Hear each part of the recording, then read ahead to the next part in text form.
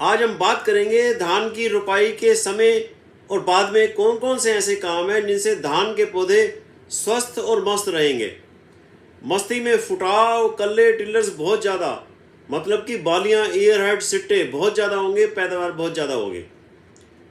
धान की नर्सरी को जितनी जल्दी हो सके, जितनी ज़्यादा जल्दी हो सके, कम दिनों में तैयार करो और उसको उखाड़ कर मेन खेत में जल्दी लगा दो। फुटाव ज़्यादा होता है।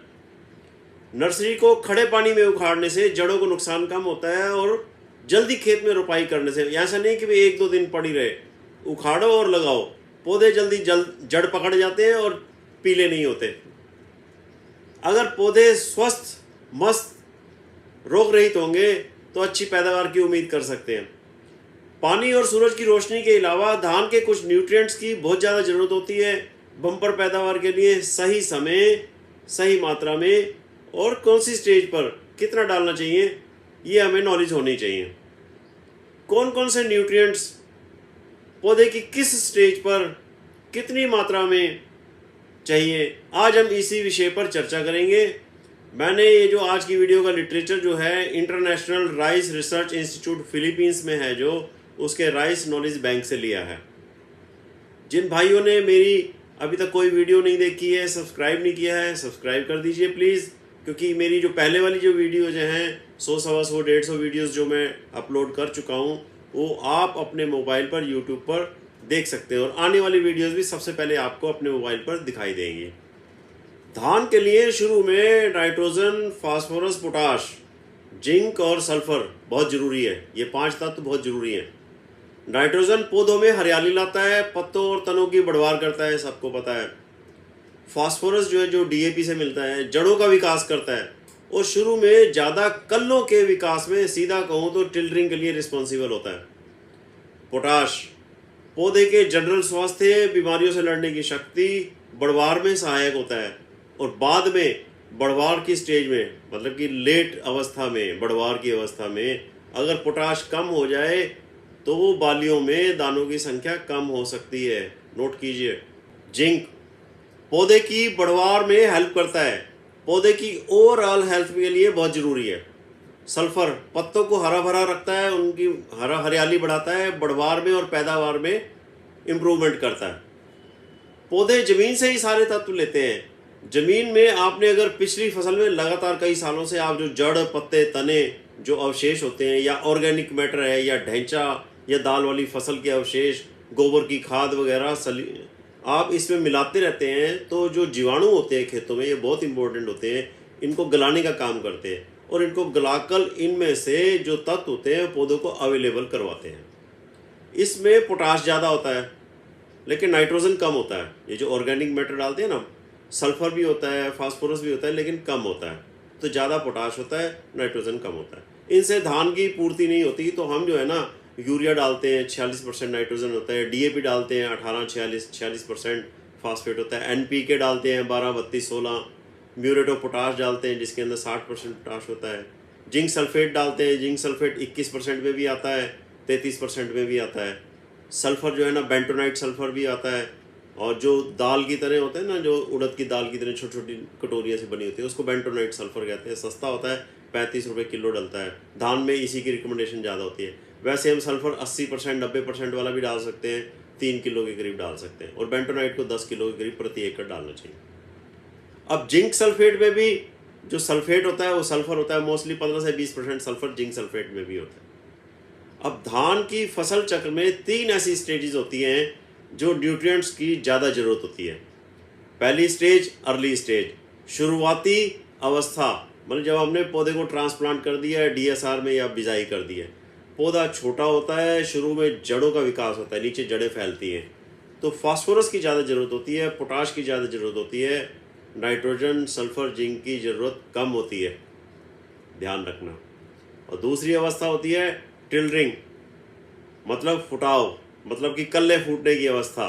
वो देख के हमें बड़ा मज़ा आता है। इस समय जो है ना, जड़ों का विकास हो चुका होता है और पौधों की ग्रोथ बहुत फास्ट होती है। अब ग्रोथ फास्ट होती है तो न्यूट्रिएंट्स की रिक्वायरमेंट भी बहुत ज़्यादा हो जाती है। इस समय हमें भरपूर न्यूट्रिएंट्स का ध्यान रखना चाहिए। 3 स्टेज की बात की थी ना मैंने, 2 तो हो गई। तीसरी स्टेज होती है पैनिकल इनिशिएशन स्टेज। पेनिकल मतलब कि जब पौधे में एक नई शुरुआत होती है ग्रोथ के बाद, जो तने के बीच में से नीचे वाली जगह से अंदर तो एक बाली बननी शुरू हो जाती है। खैर चलो, इस स्टेज की हम बाद में अगली वीडियो में बात करेंगे। फिलहाल हम ये 2 स्टेज की बात करेंगे, अर्ली स्टेज और टिलरिंग फुटाव वाली स्टेज। तो पहले 2 हफ्तों में फास्फोरस, पोटाश, सल्फर की ज़्यादा जरूरत होती है। जिंक की तो वैसे सारे ग्रोथ पीरियड में ज़रूरत होती है, डालना हमें शुरू में ही पड़ेगा। लेकिन नाइट्रोजन की ज़रूरत कम होती है क्योंकि विकास कम होता है, जड़ों का विकास ज़्यादा होता है। आप फास्फोरस डीएपी या सिंगल सुपर फास्फेट के से पूर्ति कर सकते हो। डीएपी में भी नाइट्रोजन होता है और शुरू में पौधों के लिए इतना ही काफ़ी होता है। वैसे पंजाब एग्रीकल्चर यूनिवर्सिटी की रिकमेंडेशन है कि अगर आपने पिछली गेहूं की फसल में डीएपी पूरा डाला है तो आप धान में ना डालो तो भी चलेगा, लेकिन कुछ किसान भाई जरूर डालते हैं। यहाँ पर जो ऑर्गेनिक मैटर आपने आग ना लगाकर ज़मीन में मिलाया है और वो गल गया है, तो इस समय वो बहुत फ़ायदा करेगा, बहुत इंपॉर्टेंस है उसकी। डीएपी को आपने कब डालना है, देखो इसकी एक इम्पोर्टेंस है। जब आप खेत तैयार करते हो, कल्टीवेटर चलाते हो, 2 कल्टीवेटर चलाते हैं, फिर हम एक स्वागा या पाटा लगाते हैं या पैडी हैरो से खेत तैयार करते हैं, तो पहले के बाद डाल दो या दूसरे के बाद डाल दो। डालना जो है ना, स्वागा या पाटा लगाने से पहले पहले डालना है, क्योंकि फास्फोरस की ज़रूरत जो होती है ना, वो जड़ों के पास ही होती है। फास्फोरस घुल तो जाता है लेकिन मूव नहीं कर सकता, जड़ को ही उसके पास जाना पड़ता है। तो फास्फोरस की ज़रूरत जो है ना, पहले 2 सप्ताह में बहुत ज़रूरी होती है। तो आप इसको लेट ना करो, टाइम पे डालो। और फास्फोरस और पोटाश को आप शुरू में ही डाल दो, जितनी जल्दी हो सके डाल दो। नॉर्मली पोटाश का जो है ना, या तो आपने मिट्टी टेस्ट करवाई हो, नहीं तो नॉर्मली जो है ना म्यूरेट और पोटाश जो आता है 50 किलो का बैग आता है, आधा बैग ही काफ़ी रहता है। अगर मिट्टी टेस्ट करवाई है, पोटाश कम है, तो आप ज़्यादा डाल सकते हो। नाइट्रोजन अगर शुरू में ही ज़्यादा दे देंगे तो फसल बाद में गिर सकती है, बीमारियां ज़्यादा आ सकती हैं। यूरिया का चौथा भाग जो आपने टोटल यूरिया देनी है, तो 2.5 बैग देने हैं, उसका चौथा बैग ही मतलब आधा पौना बैग जो है ना, फुटाव से पहले देना है, इससे ज़्यादा नहीं देना है। यूरिया की बात चल रही है तो आपने अगर पिछली फसल के जो अवशेष ज़मीन में मिलाए हैं, उनको पानी भी देना होता है, उनको नमी और टेम्परेचर चाहिए होता है गलने के लिए, थोड़ी सी नाइट्रोजन भी चाहिए होती है। अगर वो अभी नहीं गले हैं तो आपने 10 किलो यूरिया प्रति एकड़ के हिसाब से शुरू में ही उनको गलाने के लिए डाल देना है। और क्योंकि ये जो जीवाणु इनको खाते हैं, गलाते हैं, तो उनकी कार्बन नाइट्रोजन रेशो होती है, उसको मेंटेन करना होता है, इसलिए आप ये 10 किलो यूरिया गलाने के लिए डाल दो। लेकिन बाद में लास्ट वाली डोज में आप ये 10 किलो कम कर सकते हैं, क्योंकि गलने के बाद ये यूरिया हमें वापस मिल जाती है। सल्फर आप धान में बेंटोनाइट के रूप में ही डाल दो, मैं पहले बता गया हूँ। ये 35-37 रुपये किलो आता है, तो 10 किलो के करीब डाल दें। 80-90% वाला डालना चाहते हैं तो 3 किलो प्रति एकड़ डाल दें 7-8 दिन बाद। जिंक सल्फेट के रूप में आता है 21% वाला, ये 10 किलो प्रति एकड़, और 33% वाला 7 किलो प्रति एकड़।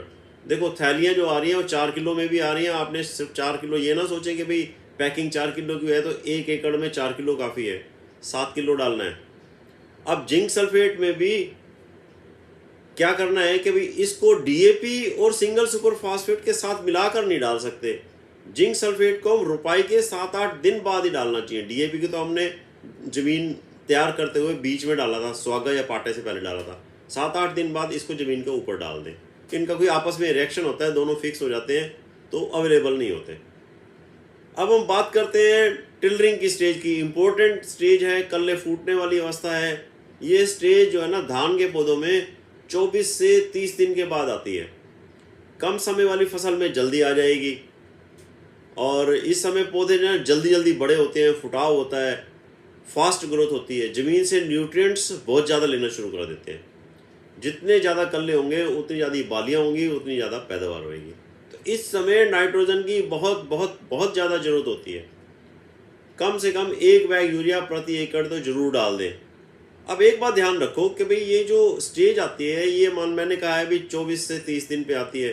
कम समय वाली जैसे 1509 की फसल है जो 90 दिन में पक के तैयार हो जाती है, उसकी स्टेज ये पहले ही आ जाएगी, 20 दिन पे आ जाएगी। तो हमें जो यूरिया डालनी है 20 दिन पे नहीं डालनी, उससे 3-4-5 दिन पहले डालनी है, क्योंकि यूरिया की नाइट्रिफिकेशन प्रोसेस होती है, वो 3-4 दिन के बाद ही जाके पौधों को अवेलेबल होती है। बाकी की बातें जो भी हैं, आगे बातें तो बहुत हैं, आपसे अगली वीडियोस में करते रहेंगे। वीडियो बहुत लंबी हो गई है, तो आपकी अच्छे सीज़न की कामना करते हुए आपसे विदा लेता हूँ। आपको मेरी ये वीडियो पसंद आई हो तो लाइक करो, शेयर करो, सब्सक्राइब करो। Thank you ji.